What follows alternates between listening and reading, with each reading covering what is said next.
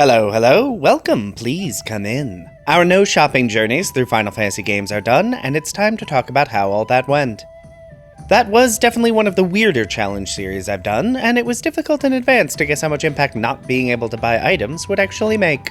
Buying things is generally quite central to the design of Final Fantasy games, and RPGs in general, and especially in some games money can be pretty tight. So the question of whether actually buying things was important at all is a really interesting one. Even just choosing what games to include required a lot of thought, because basically every game has buying things as a central mechanic. I'll talk more about why the games I selected got included as we get further into the video. And no more time for preamble, because that FF9 video has taken all my bandwidth this month. And so we hop right into the difficulty rankings, and right into FF2, the first game in the series. And to the utter shock of hopefully no one, FF2 will be placed last in the difficulty ranking, which was not even slightly surprising. I enjoy including FF2 in these series where applicable, mostly because it's funny to me. The balance in this game is such a disaster that it's really difficult to make any challenge actually challenging. I think the only thing that would even remotely qualify as difficult about this challenge was the lack of status healing. Enemies in FF2 do love to inflict a wide variety of status effects, and while Asuna and Basuna are of debatable value, normally you can just buy the status healing items. Without those, any status effect inflicted in combat is basically permanent, including some statuses that are particularly troubling because they persist outside of combat, though that is nothing a quick murder and resurrection can't fix. And other than the status effects, there isn't really anything too difficult to talk about. Lack of armor access is more or less solved by just robbing your rotating cast of fourth party members, who keep showing up with mostly up-to-date armor. Lack of spells is solved by spells mostly being worthless in this game. The only spell you really need is Cure, which you can find in a chest, and while a convenient haste tome drop is incredibly useful, it's definitely not required. Weapons are actually the funniest thing to be impacted by the no shopping challenge, because the most powerful weapon in the game, for most of the game, is just your bare fists. Seriously, Guy without a weapon was out damaging the party for basically the entire game. The only thing that changed that was when I got the Blood Sword, and only because the Blood Sword is somehow even more poorly balanced than unarmed attacks in this game. And as per the usual, the Blood Sword basically invalidates the entire game from that point on. Something about absorbing percentage HP from bosses is overpowered, it turns out. I know, big surprise. I mean, the Emperor did actually manage to hold his own fairly well, if only because he attacked more times than normal. But hasted Blood Sword attacks cannot be stopped by anything. And that brings me to FF6, which will slide directly into second to last place.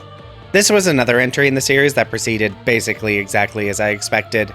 The early sections were a little more complicated than normal, with my healing limited to a small number of consumables, and spellcasting from Celeste and Terra, and of course, this game is the first of the runs where I have a thief to steal shiny items.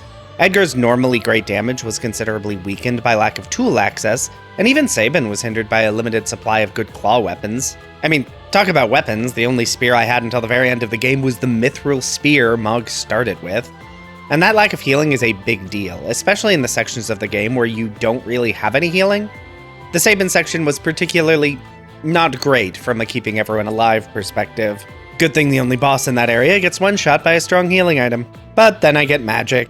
And because everyone can use magic in this game, it's very, very strong. Admittedly, my party selection wasn't the most optimal, but it's magic in FF6, you don't really need anything else. Magic is a slow build in the game as you get access to more and more Espers, but by the end of the game I have Dual Cast, I have Ultima, I have Uraga, and because Espers, mostly, aren't purchased in any capacity, you can get all of them. Not that I bothered. I do occasionally get comments pointing out Espers I didn't get, or asking why I didn't go out of my way to collect an Esper that would have helped, but also taken a decent chunk of time to acquire, and the answer is basically always that it just isn't worth the time. Yeah, Quick is a great spell that takes an already busted game and busts it even more, but it also doesn't really matter. I killed Final Kefka so fast he didn't even get to use his signature attack. I don't actually need this to be any easier. Now, I am still placing this game above FF2, but really just because the first third or so of the game was actually a bit more difficult, and the impacts of no shopping were still felt even to the endgame. I really could not equip a full party as well as I'd want to with armor. By contrast, FF2 was basically broken immediately.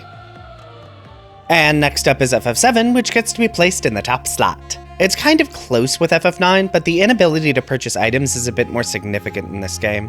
And the lack of purchasing items caused issues in two segments that had slightly different issues. The first segment was the entire Midgar section. This portion of the game is very linear, and you can't generally go back to prior areas. This means my access to healing at inns is pretty limited, and the inability to buy tents is particularly notable. I really had to be careful, because even if I wanted to grind up levels, I really couldn't have. But once I'm out in the world, it's much more doable to rest at an inn and fight random encounters, which can help make up for the lack of purchasables. This largely encompasses the rest of the game and presents the issue of lack of materia access. Don't get me wrong, you do still get materia, and a decent amount of it. However, the basic materia that should form the backbone of your character builds is completely absent. You get 1 healing materia, 1 of each of the 3 primary elements, and that's kind of it. No status restoration, no life materia, no time magic, and the materia I most felt the absence of, HP pluses. And to a lesser extent MP pluses. Seriously, it's been so long since I've not had 2 of each on every character to make sure the entire party is very durable and has as much MP as possible. And boy did that often bite me in the butt. Seriously, I'm still not sure if I was underleveled in this section or if it's just been so long since I've had a normal amount of HP that I don't actually remember how to play with any degree of caution. Honestly, it's probably both. And much like 6, this game also has a stealing mechanic. The steal materia is obtained a bit later than I'd prefer, though still fairly early, and there are a lot of stealables that are useful early on. I got a lot of flack on a prior FF7 video because I called the steal materia so useless it must have been a joke. And honestly, with how long it takes to steal items in this game, I kind of stand by it. I mean, yeah, stealing new armor and weapons was hugely important in this challenge specifically, but would I go through all that effort in a casual run? No. No, I would not. I think 7 may have just earned the top spot because it's just the hardest of the 4 games in a casual run, though I guess Knights of the Round does exist. Anyway, the difficulty of the game does collapse right at the end as basic attacks drastically outscale any other damage options, for some reason, but the game managed to have and maintain that difficulty level way more consistently than any other game in the series. And finally on the list is FF9, which gets to sit comfortably in second. And it comes down to a similar reason as FF7. This game spends a frankly shocking amount of time without white mages to heal the party, despite there being 2 of them. This means relying on what limited healing options you can acquire on other characters. And there are some good options. Chakra restores a bit of HP along with MP. Race's Wind is pretty good despite regen's comically short duration. Gwynna even gets White Wind, and that's basically it. I mean, you could steal healing items and the many you get from Chocograph treasures, so that's something. But even when you do have a proper white mage in the party, or 2, the game still manages to be difficult, or at least complicated, by the way learning abilities works in this game. You learn abilities and passives by equipping armor, weapons, and add-ons. That means even if I can get strong enough equipment for a certain area, I am still basically always lacking in the abilities I want. Eiko didn't get Curaga until Memoria. Vivi never got tier 3 elemental spells. Steiner had like 2 abilities. And because this game makes a lot more of an effort to make you use all the characters, you feel that a lot more. Especially when you can't get as many status blocking passives as I wanted to do with Necron, which caused a bit of a struggle right at the end of the game. This was, in fact, the only game in the series where the final boss was actually kind of difficult. So why does this game not earn the top slot? Because the rest of the game was actually not that difficult. The bosses in this game tend to not have a lot of HP, and your character's damage is not balanced for that. No mercy from Amaranth, flare from Vivi. Should these deal this much damage? No, but I appreciate that they do. I'm trying to remember if I died at all outside Memoria. Oh, I guess the dragons did me in a few times. And I did die when it was just Zidane. That was kind of it. And while Necron is difficult, he is difficult because he inflicts a bunch of nonsense status effects, which is less fun and more annoying. And now it's time for recommendations, and starting with FF2. And FF2 is going to be placed in last place, which is pretty typical for this game. I will say last place in this series is still considerably higher than many other last places in other series. The run wasn't tedious or obnoxious in any way. It actually suffers for the same reason the no magic run of FF2 fell apart, and that is that it's just mostly easier than a casual run. All this has convinced me is that bothering to buy things in FF2 is just a waste of time. Seriously, when the 2 strongest weapons in the game are Bare Fists and Bloodsword, why would you want anything else? And while armor was a bit more of an issue, it never really made much of a difference. Just getting basic HP boost was enough to keep the party alive the entire game. And while you can buy spells in a casual run, most of them aren't really worth anything. Spells' most important use is really just to buff your attacks with haste and your dodge rate with blink. I mean, I guess you could buy life if you want, but really you shouldn't even really need it. So this run is quick and easy, and in some ways not that interesting to do. Just play the game casually, it will be basically the same experience. So magic is a waste of MP, buying anything is a waste of gil. Really, there is nothing you should do in this game but attack. And FF6, which gets to slot into second to last place. I don't want to repeat the exact same things I said for FF2. On the other hand, the issues with the challenge are very similar. Not being able to buy items is pretty impactful in the early stages of the game, but then you get magic, and magic is just so strong.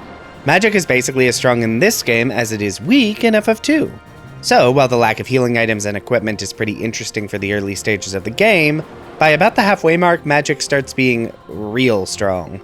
The game is a bit more interesting than 2 though, at least in part because you have Locke. This is the first game in this series to be able to steal items, and a lot of the enemies and bosses have things to steal that are worth considering. And unlike some other games in the series, the steal rates in this game aren't the worst.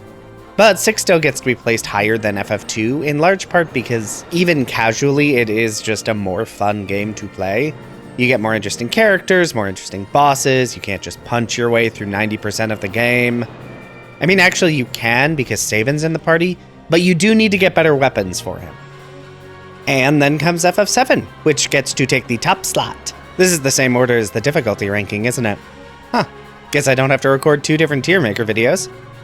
Anyway, FF7 gets to be first on the recommended list, and this comes down to a few main reasons. First on the list is that their inability to buy items was actually significant for the entire game. No healing items in the early stages meant I needed to be very careful about how I was using my limited resources, particularly in the Midgar section, and even once consumables stopped being as much an issue, the lack of materia was significant right until the end of the game. No extra HP meant I needed to be even more careful with making sure my defensive buffs were up.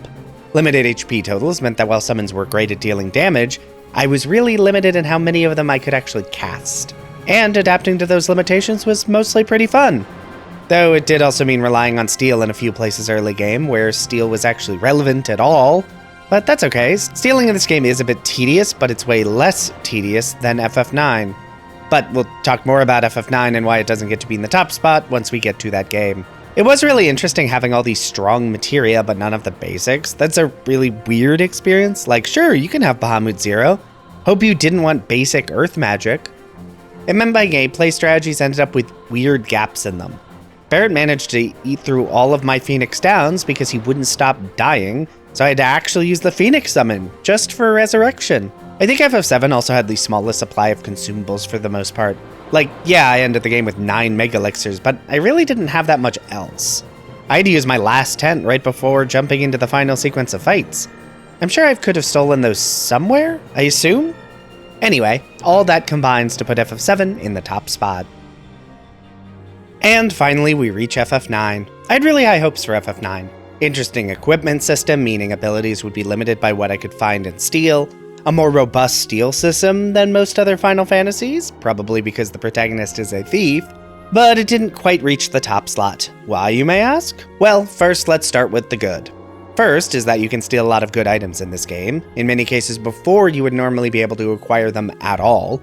And stealing is the only way to acquire some items in the game at all, when you're not able to buy things.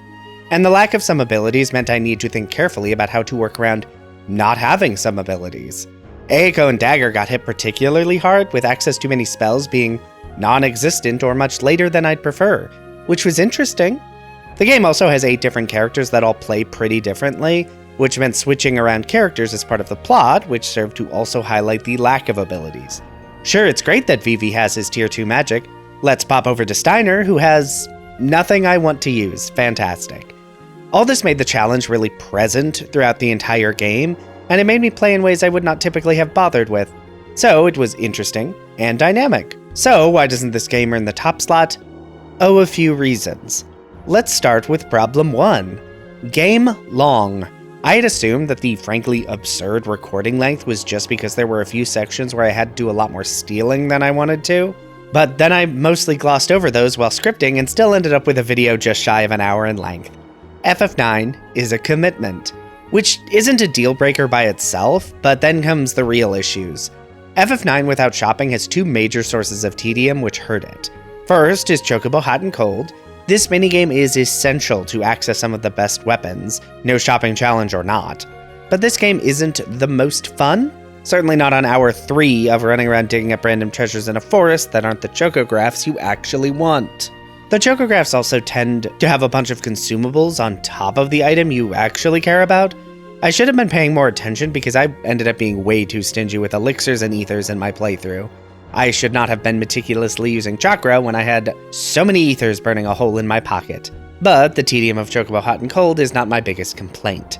Stealing in this game sucks. It just does. The game wants you to steal items from bosses. That's why almost every boss has 3 stealables, with at least one being a nice piece of equipment. This is true of the game from the first boss to almost the last. Which I get, Zidane is a thief. The game should prioritize stealing. But those rare and very rare steal rates are just awful. Especially in the Beatrix fights that are timed. And of course, she has items I couldn't get elsewhere. It's made even worse by Master Thief being inaccessible. But none of these were a deal breaker. FF9 did earn the second place, but that tedium is what cost it first place. And that is the No Shopping Challenge series completed. This was a bit of an odd series idea, but I'm glad to have done it. It was a good chance to get FF9 to finally appear on the channel, and presented some interesting difficulties to deal with. But that is this series wrapped up, and it's on to the next, starting next Friday.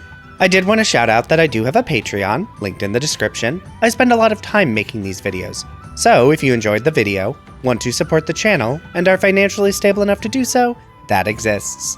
No pressure though, this channel is free to enjoy for everyone, and will remain that way. For now, if you liked this video, be sure to hit the like button. If you'd like to see more of this, feel free to subscribe. Hey, maybe leave a comment if you have something you'd like to say.